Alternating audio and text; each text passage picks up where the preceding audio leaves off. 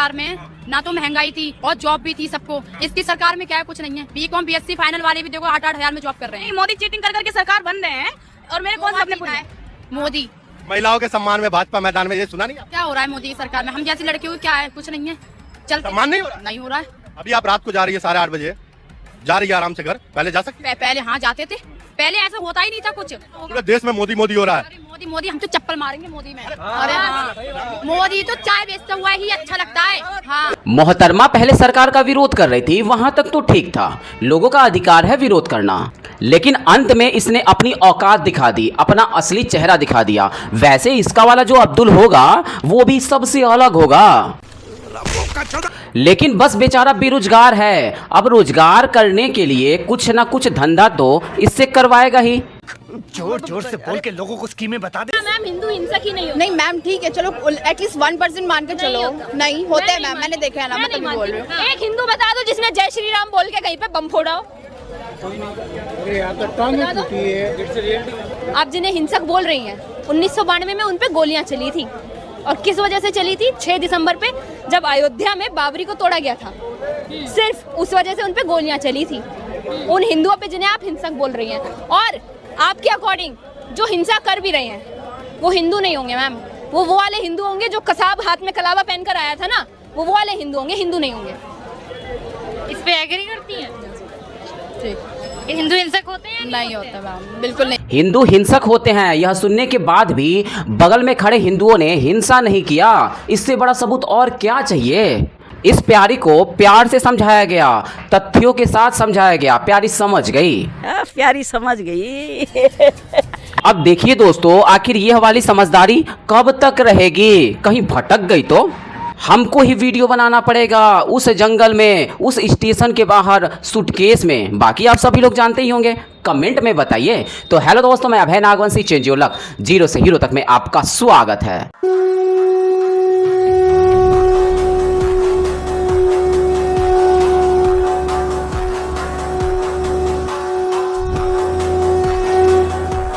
नरेंद्र मोदी के सामने अरविंद केजरीवाल कितने बड़े नेता हैं। जब उन्होंने दिल्ली बैठे बैठे हिला दिया सबको, मोदी जी तो बस भीख ही मांग रहे हैं, गुजरात के अलावा उनको कुछ ना दिखता। हम तो केजरी पेजरी किसी को नहीं। इंटरनेशनल 7 कंट्रीज घूम चुकी हूँ, आज तक मैंने केजरीवाल का नहीं सुना। मोदी जी का नाम ना, जब मैं आज से 20 मतलब 12-13 साल पहले जब जाती थी इंटरनेशनल ट्रिप पे, तो इंडियंस को कुत्ते की तरह देखते थे। वी आर इंडियंस ना, तो अरे यार कोई इंडियन होगा, कोई लेडी होगी, ऊपर से नीचे हमें ऐसे ताड़ते थे कि जैसे खा जाएंगे। आज जब जाते हैं ना तब भी रिस्पेक्ट बोलते हैं, आइए मैडम बैठिए।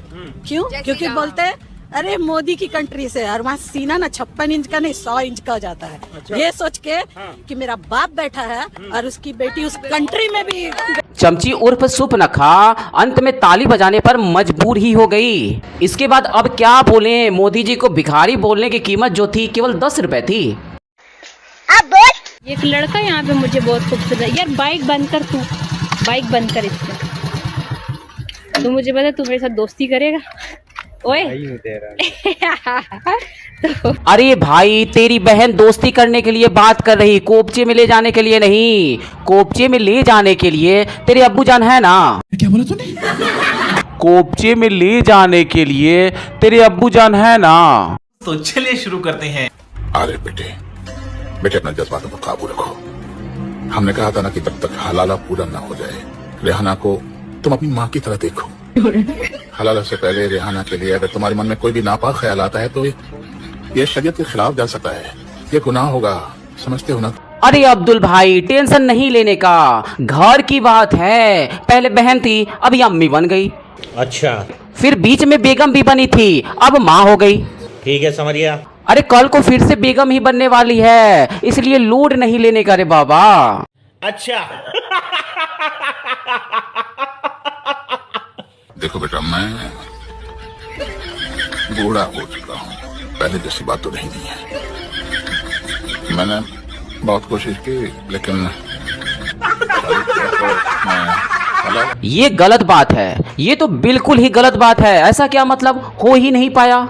अब हमारे अब्दुल भाई पर आखिर क्या बीतेगा? और तुमने जो है उसकी छोटी बहन अभी तक तो निकाला भी नहीं है। बेचारी एक ही तो बहन थी, आखिर कब तक इंतजार करेगा कि तुम्हारा कब होगा, कब नहीं होगा?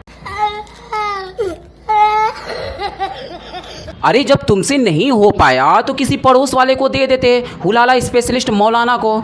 इस उम्र में काहे को झूठ में परेशानी उठा रहे हो। वैसे दोस्तों यह वाला जो क्लिप है एक मूवी का क्लिप है। अब इसमें कितना सही है कितना गलत है हमको तो कुछ ना पता, आप लोग ही बता सकते हैं।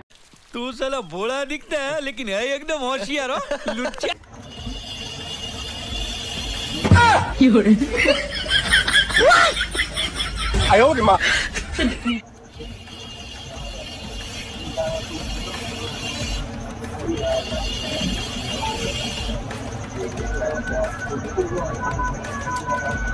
अब देखो पहले से दर्द कम रहा है कि उतना?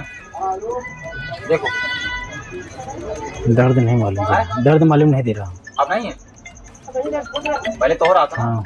अब तो नहीं दर्द, बिल्कुल खत्म है। थोड़ी चल के देख ले, वैसे मालूम नहीं। हाँ कोई चल के देखो। बाबा जी ने अपनी कैंची से जो है 1 मिनट में पथरी काट डाली। हमें तो वीडियो देखते देखते बस एक चीज का डर लग रहा था, कहीं गलती से बाबा की कैंची जो है 1-2 इंच ऊपर नीचे हो जाती तो लगे हाथ बेचारे का नसबंदी भी हो जाता। शुक्रिया रेहाना, आज आपने हमें बहुत बड़ी खुशी दी है। क्या हुआ, माँ बनने की खबर से आप खुश नहीं हो? खुश तो बहुत है, मगर समझ नहीं आता कि इसे आपका बेटा कहें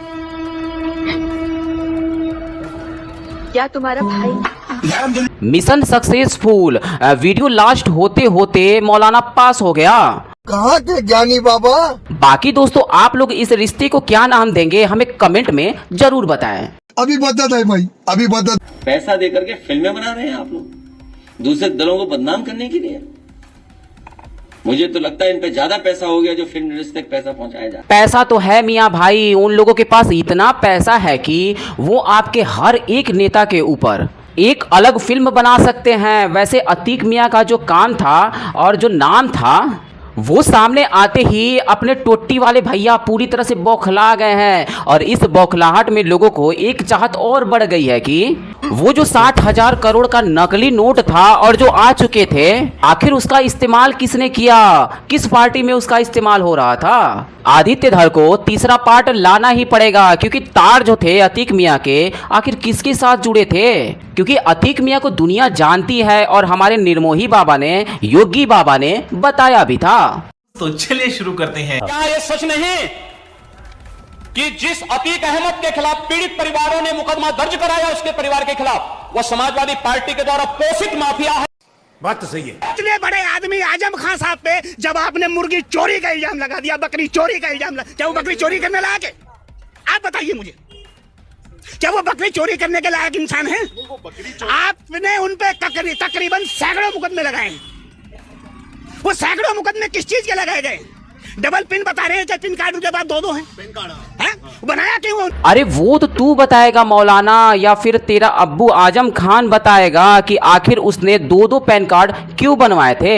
बाकी हम तो मौलाना तेरे को यही हिदायत देंगे कि इस उम्र में इतना जोर लगाना ठीक बात नहीं है। अरे कहना क्या चाहते हो? नहीं तो प्राण पिछवाड़े से निकल जाता है। और जहां तक आजम खान की बात है, अतीक मियाँ पर फिल्म तो बन चुकी है और जल्द ही आजम खान मियाँ पर भी बनेगी। आखिर उत्तर प्रदेश पुलिस उनकी भैंसों के पीछे क्यों भागती थी, और वही पुलिस आज निर्मोही बाबा के राज में उनके पिछवाड़े में डंडा करती है और उनको समय समय पर उनके असली वाले जगह पर पहुंचा देती है। वहाँ भी मारा। Kashmir file, Kerala file, Bengal file, पता नहीं कौन कौन सी अब धुरंधर ये फाइल भी खोज रहे हैं। पता है फाइल ही नहीं इनकी, और फिर पता चलता है इनकी फाइल खुल जाती है। दिक्कत ये है कि पहले मूवी बनती थी, पता है कौन सी? पहले बनती थी मदर इंडिया, राजभक्ति मूवी की, जहां पे माँ अपने बेटे को मार देती है, गलत रास्ते पे जा रहा होता है। ये है, आपने उपकार देखी होगी, मेरे देश की धरती सोना उगले उगले हीरे मोती। ये है मेरे देश की धरती की बात। आप धरती की बात कहाँ, विपक्ष की बात कर रहे हो। विपक्ष क्यों? वहां पे काला धन आएगा, नोटबंदी लगाने गए थे तो विपक्ष। अभी मैंने वैसे मूवी देखी नहीं है, मैं सुनी सुनाई बात बता। भदौरिया तो अपने अलग ही नशे में रहता है। फिल्म तो धुरंधर अभी इसने देखी भी ना होगी, लेकिन अपना वाला रिव्यू इसने कर डाला, जिसमें इसके आका यानी अब्बू जान अतीक मियाँ को दिखाया गया है तो गलत ही होगा। असल मुद्दा ये है कि ये लोग परेशान इसलिए हो रहे हैं, चिल्ला इसलिए रहे हैं कि अतीक मियाँ का जो तार था ना वो पाकिस्तान से जुड़ा था और उसी अतीक अहमद का जो तार है वो समाजवादी पार्टी से भी जुड़ा था। अब कहीं तीसरा भाग बन जाता है और दोनों तारों को मिलाकर यदि एक डायरेक्शन में आदित्य धर जी कर गए तो लेने के देने पड़ जाएंगे। ये बड़ी अच्छी बात कही आप।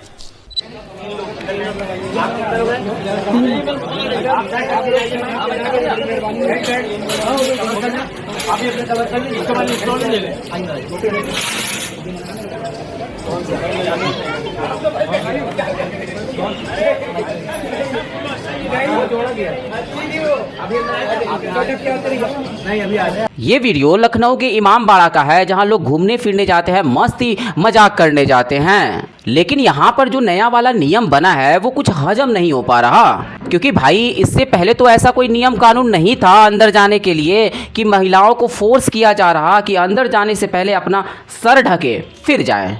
भाई हम तो उत्तर प्रदेश की पुलिस से बस यही रिक्वेस्ट करेंगे और उम्मीद भी है कि ये जो ओछी मानसिकता चल रही है इस पर जल्द से जल्द कार्रवाई करी जाए। कुछ न कुछ तो गड़बड़ जरूर है। में कर रहे हैं तो यहाँ पे लेवल काट के दिखाया गया। ये 5th सेंचुरी कुमार गुप्ता है, ये हर्षवर्धन अष्टहर सुपर वेदपाल, यानी कि जो भी किंग आते गए नालंदा को डेवलप किया, लेकिन 1200 ईस्वी में इसे मुगलों ने खत्म कर दिया। लेकिन उससे पहले भी नालंदा पे 2 बार अटैक हुआ था। तो कौन किया था? ब्राह्मण लोगों ने किया था, क्योंकि नालंदा मैंने बताया था विजस्ट की नालंदा बहुत यूनिवर्सिटी थी, यहाँ बुद्धिज्म का प्रभाव ज्यादा हो रहा था। ज्यादा होने के कारण हिंदू जो वो होता है ना ब्राह्मण लोग, उसका वो आदि शंकराचार्य ये सब के बारे में कहानियां सुनते होंगे, तो वो धीरे धीरे पतन की ओर जा रहा था। इसलिए नालंदा यूनिवर्सिटी को उन लोगों से खत्म नहीं हुआ, तो बख्तियार खिलजी का सहयोग। ऐसा लगता है कि भारत को गृह युद्ध की ओर ढकेलने की पूरी तैयारी की जा रही। एक टूरिस्ट गाइड पर्यटकों को बता रहा, समझा रहा कि ये नालंदा यूनिवर्सिटी है जिसको ब्राह्मणों ने तोड़ा था, ब्राह्मणों ने जलाया था। जबकि हकीकत ये है कि ये जो नालंदा यूनिवर्सिटी है इसको कुमार गुप्त ने बनवाया था, जो कि एक हिंदू थे। आर्यभट्ट इसके कुलपति रहे, जो कि एक हिंदू ही थे। असल बात ये है कि जो इसको तोड़ा गया, जलाया गया, वो 1192 में तुर्की के सेनापति बख्तियार खिलजी ने नष्ट करवाया था, तोड़वाया था, जलवाया था। लेकिन यहाँ जो असली इतिहास है उसको तोड़ मरोड़ कर बताया जा रहा ताकि लोग ब्राह्मणों से नफरत करें। जी ठीक है। बताइए, यकीन नहीं हो रहा, आसमान से गिरी ये बड़ी बड़ी सिल्लियाँ। ओ भाई क्या बोल रहे हैं? कुदरत के निगाह में आज ईद का दिन है, आज ईद के दिन है और ये बड़ी बड़ी सिल्लियाँ गिरी है। बताइए आसमान से। ये बड़ी अचंभित करने वाली चीज है। मैंने अपने जीवन में आज तक कभी भी ऐसा कभी नहीं देखा है। ईद का दिन है और ऊपर आसमान से इतना बड़ा 2-2 किलो के 2.5 किलो के गोले, बर्फ के गोले टाइप के अगर गिर रहे हैं तो ये बहुत बड़ी बात है हमारी अंगूरी भौजी, बहुत ही बड़ी बात है। वैसे गर्मी में जो ठंडक देने वाली बात थी वो पहले हमारे निर्मोही बाबा यानी योगी जी पूरा कर देते थे, लेकिन अब तो इस काम में नेचर भी शामिल हो गया। बाकी हम तो कहेंगे हमारी अंगूरी भौजी तुम मजे लो, मजे से चाटो और जीभ को ठंडक दो। मैं मोनालिसा भोसले और ये मेरे पति फरमान खान है और मैं वीडियो एक लेटर के साथ सभी को मेल कर रही हूँ, तो प्लीज हमारी मदद करो। हमें खुलेआम मारने की, काटने की धमकी दी जा रही है। मुख्यमंत्री, टीआई कमिश्नर, मीडिया वालों को सभी तक ये लेटर जाएगा, हमारी मदद करो। भाई ये तो गलत बात है, बिल्कुल ही गलत बात है हमारी मोनालिसा के साथ, क्योंकि मारने और काटने का जो अधिकार है वो सिर्फ और सिर्फ अब्दुल मियाँ को है, यानी फरमान खान का है। तो हम तो आप लोगों से रिक्वेस्ट करेंगे कि बीच में कोई भी ना पड़े, इसको कोई धमकी ना दे, क्योंकि रिजल्ट जो है अपने फरमान भाई का मकसद जब पूरा हो जाएगा तो आप सभी को देखने को मिल जाएगा। आप लोग क्यों परेशान हो इसके पीछे? अरे अपने फरमान भाई का मकसद तो पूरा होने दो। बक्से में, फ्रिज में, सूटकेस में, अरे कहीं ना कहीं जो है रिजल्ट आप सभी को देखने को मिल जाएगा। खत्म, मजा आया, bye bye, tata, goodbye, गया। दोस्तों तो कैसी लगी आज की वीडियो और आप इस चैनल पर कहां से जुड़े हैं हमें कमेंट बॉक्स में रिप्लाई करना बिल्कुल भी ना भूलें। वीडियो अंत तक देखा तो उम्मीद करता हूं कि पसंद तो जरूर आई होगी, इसलिए लाइक करें और अपने दोस्तों के साथ शेयर करना बिल्कुल भी ना भूलें। तो मिलते हैं आने वाले नए वीडियो के साथ, तब तक के लिए जय हिंद, जय भारत, वंदे मातरम।